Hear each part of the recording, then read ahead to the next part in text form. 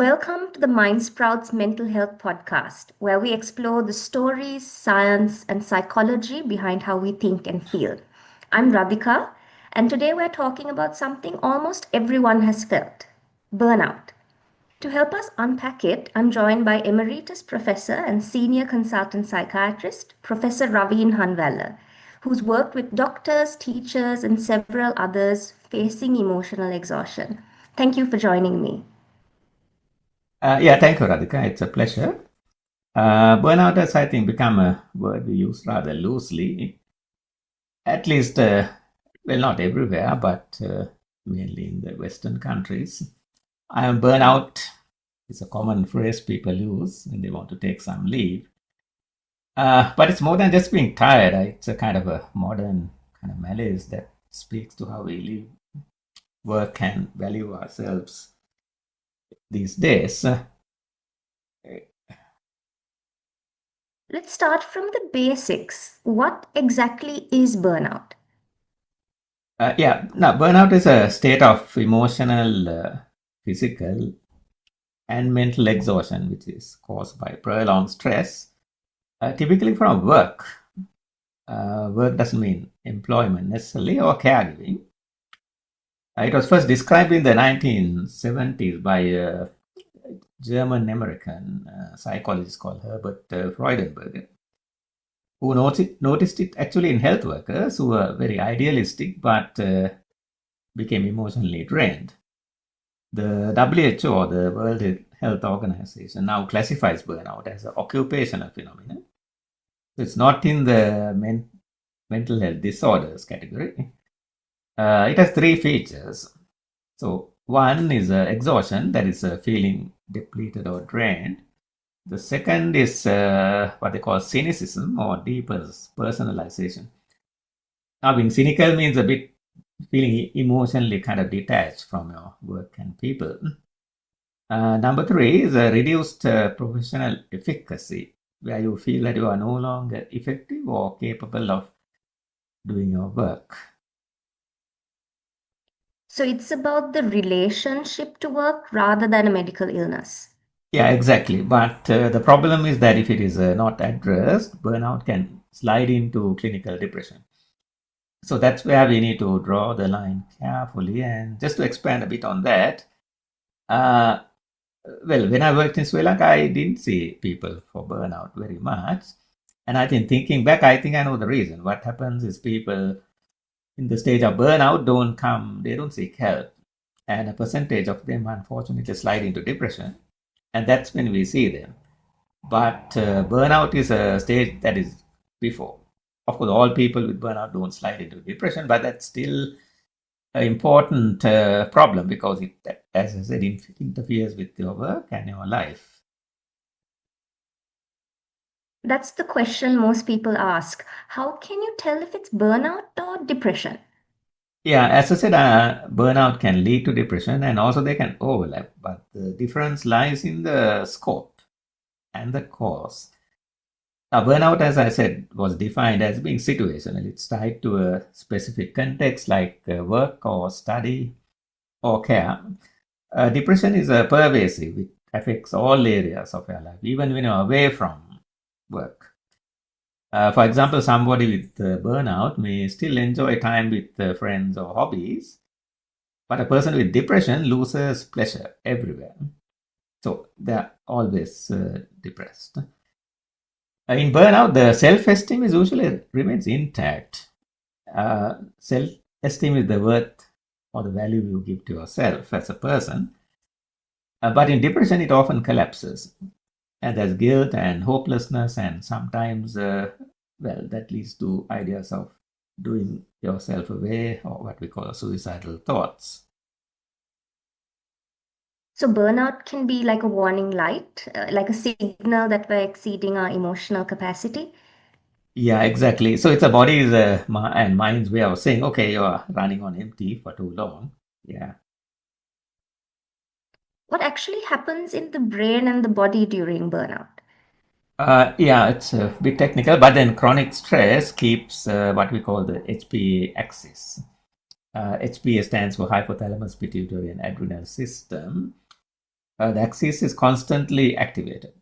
And when it's active, the cortisol levels rise. Cortisol is a hormone that helps us face stress. But over time, this constant elevation leads to dysregulation, to fatigue, poor concentration, irritability, even physical symptoms like headaches or insomnia. So if you do kind of neuroimaging studies, it shows that there's reduced activity in the prefrontal cortex. That's the front of our brain.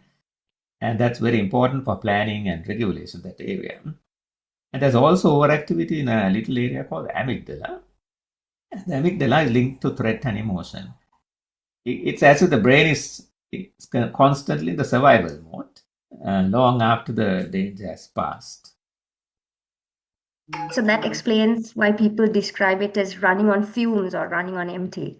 Yeah, that's right. So unlike depression, which can appear without any triggers, burnout almost always arises from chronic overload, too much demand, and too little time for recovery. Why are we seeing so much burnout today, not just in doctors, but across all professions? A few reasons, I suppose. One is, of course, technology. Now we are always reachable. I remember when I started as a doctor, there were no mobile phones, there were no pages either. Somebody has to physically reach you by landline. Now we are always reachable, and we are expected to be reachable, and that's one. And of course, there's another culture of kind of what we call perfectionism, a culture where we are always self-criticizing and comparing ourselves and kind of want to be the best. There's also erosion of community where people feel that they're kind of replaceable and isolated. And also, I suppose there's a crisis of meaning where when work kind of no longer connects to values or, it's connected to how much you can earn rather than how much it is valuable. And then fatigue becomes existential, I suppose. Yeah. I've noticed this even with medical trainees where they feel like they have to perform at 120% constantly. It's like slowing down is a weakness. Yes, exactly. And I suppose even when you say medical trainees, the supervisors do expect more than 100% from them. There's no kind of leeway for errors or, being a human being kind of thing. I suppose that's the expectation we had when we were trainees. So we kind of carry on with the tradition of expecting 120% of everybody. And that's a problem. So many high achievers derive their identity from what we call competence. So when burnout hits and it feels like a failure, when in fact it's the nervous system kind of begging for compassion. And what are the early signs that someone might be heading towards burnout?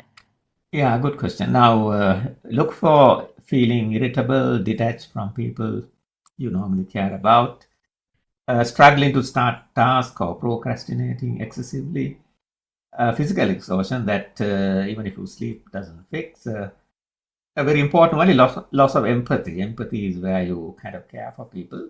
You feel detached. A subtle but important clue.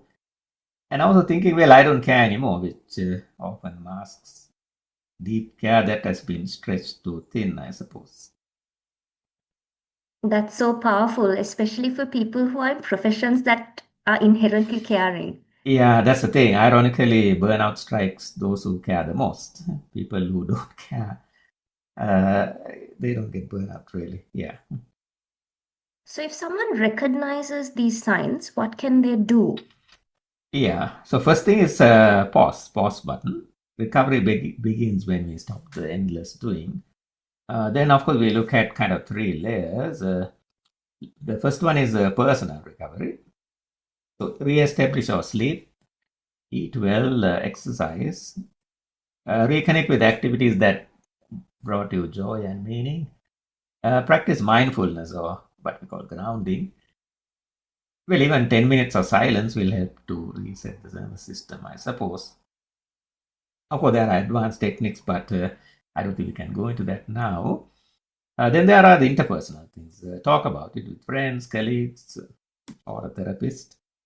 Rebuild connections. Isolation is the worst possible for burnout.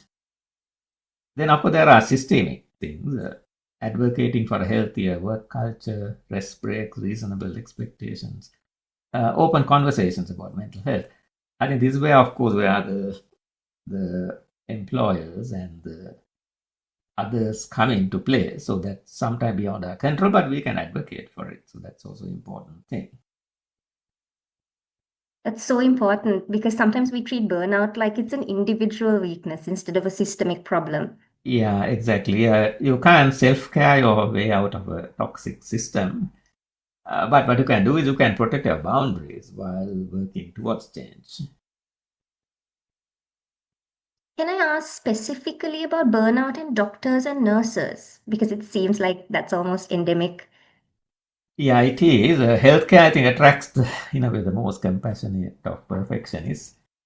People who want to help, also who are overextended due to long hours, emotional exposure to trauma, and of course, the fear of mistakes. And of course, the health profession, yeah, people are unforgiving of mistakes. It's the perfect storm, I would think.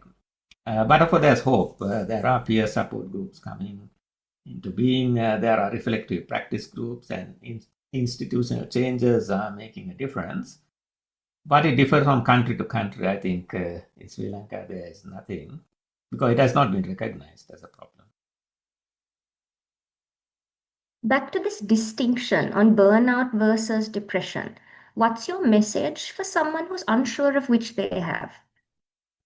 If your exhaustion feels tethered to the role or situation, and lifting the load brings relief, kind of, okay, you can, when you take a day off, for example, you feel a sense of big relief and a difference, then it's likely to be burnout.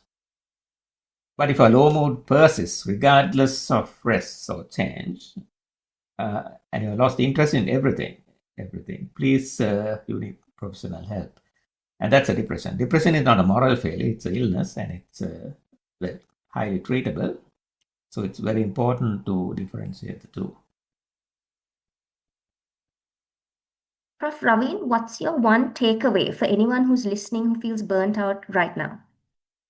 Okay, well, you can't pour from empty cup. I think that's the kind of image. Your worth isn't measured by productivity.